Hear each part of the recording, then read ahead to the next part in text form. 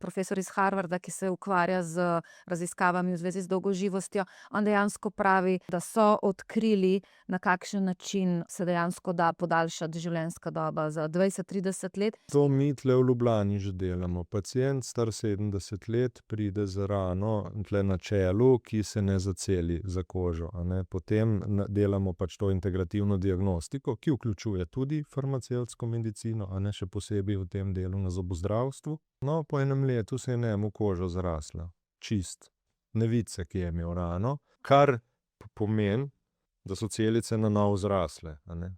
Kar pomeni, da se telo tudi pri 70 še hudičev, če lahko tako rečem, celi. Dejansko se mi zdi logično, da ti ne naslavljaš vedno samo parcialno enega majhnega delčka, zato ker potem vedno rešiš majhen del, medtem ko celoto in razloge, zakaj se ti to dogaja in kako je sploh prišlo do tega. In vsa ozadja, ki so morda pripeljala zaradi načina življenja in zaradi vsega, da se ti je to zgodilo, pustiš nedotaknjena,